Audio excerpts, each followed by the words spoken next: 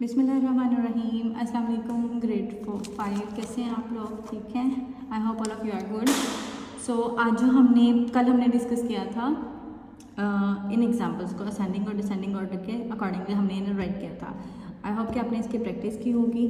और अब जो है हम डिस्कस करेंगे एक्सरसाइज को। ठीक है, आज हमने जो एक्सरसाइज का स्टार्ट लेना है फिलिंग द ब्लैंक्स पे फिलिंग द ब्लैंक्स से हम लेंगे start. In the international system 1 million is a dash digit number. अच्छा जी, इंटरनेशनल सिस्टम का जो चार्ट है वो मैंने ड्रॉ किया हुआ है। ठीक है, इसमें हमने बताना है कि जो 1 मिलियन है वो कितने नंबर का डिजिट है। सबसे पहले 1 से स्टार्ट करते हैं। 1 2 3 4 5 6 7, मतलब 1 मिलियन 7 नंबर डिजिट है।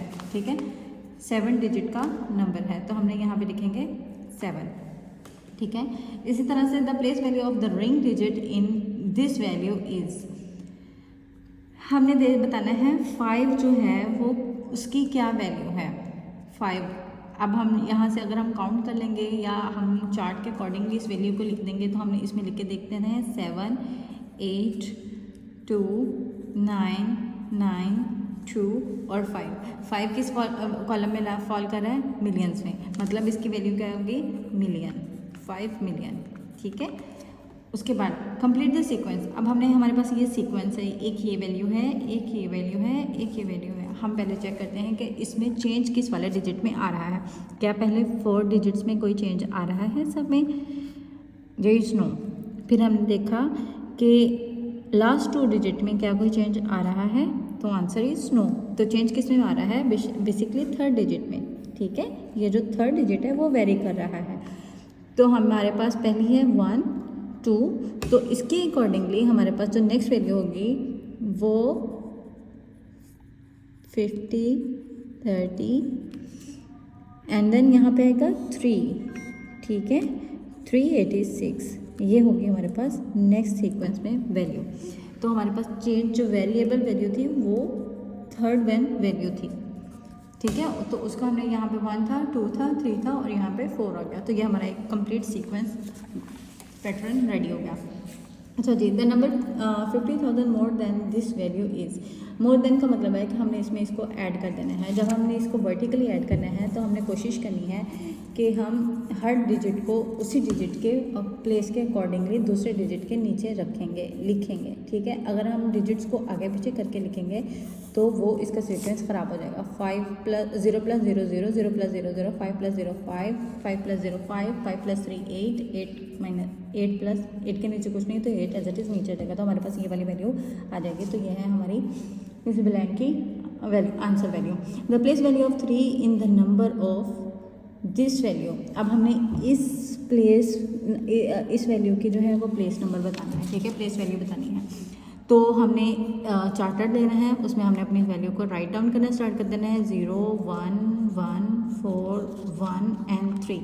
अब हमने देखा कि जो हमारा 3 है वो किस कॉलम में फॉल कर रहा है। ठीक है, तो वो 100,000 वाले कॉलम में फॉल कर रहा है। तो हमने इसकी हम वैल्यू लिखनी है 300,000। ठीक है, तो ये थी हमारी लास्ट ब्लैंक। अब हम थोड़ा सा स्टेप अप करते हैं, तो हम ट्रू फॉल्स की तरफ चल देते हैं। As per the international place value chart this value is written as this.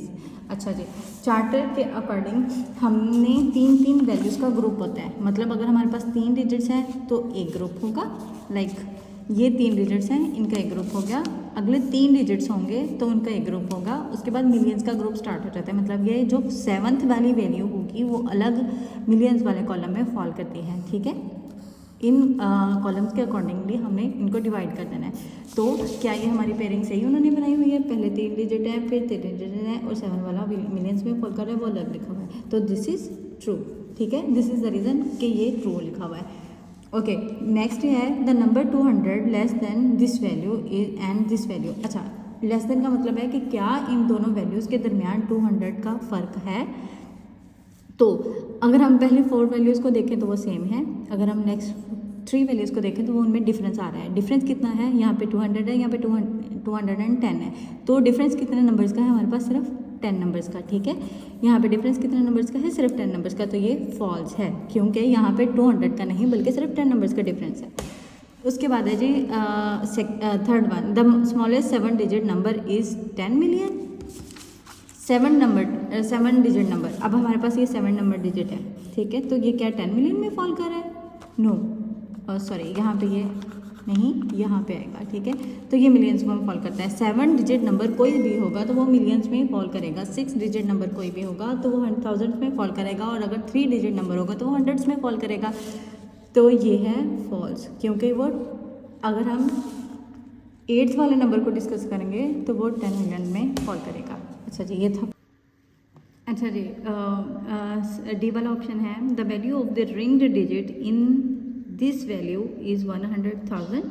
तो इस वैल्यू को हम चार्टर के अकॉर्डिंगली लिखेंगे। तो पहला हमारे पास डिजिट है 6, second is 5, third is 1, 3, 9 and 1 and 8। तो हमारे पास किसकी वैल्यू पूछी गई है? 1 की। तो क्या ये 100,000 में फॉल कर रहा है? तो yes, this is falling in 100,000। तो this is true. In the international system this value is written like that. तो जैसा कि हमने पहले पढ़ा हुआ है कि चार्टर के अकॉर्डिंगली इनको 4s में 3s में डिवाइड किया जाता है। 3 वैल्यू को हम डिवाइड करते हैं, ठीक है। अगर हम चार्टर के अकॉर्डिंगली इंटरनेशनल सिस्टम के अकॉर्डिंगली डिवाइड करेंगे तो यहाँ पे एक कॉमा आएगा और यहाँ पे एक कॉमा आएगा, लेकिन यहाँ पे इन दोनों के दरमियान गैप आया हुआ है, तो मतलब ये सीक्वेंस के अकॉर्डिंग नहीं है, तो ये फॉल्स है। ऑलराइट स्टूडेंट्स, ये था हमारा आज का लेक्चर जिसमें हमने ब्लैंक्स और ट्रू फॉल्स को डिस्कस किए हैं। आपने इसकी बहुत अच्छे से प्रैक्टिस सॉल्व करके रफ रजिस्टर्स पे करनी है, और ये आपने अपनी बुक पे सॉल्व कर लेना है। ये आपका होमवर्क है, ठीक है। तो मिलते हैं नेक्स्ट लेक्चर में। अल्लाह हाफिज़।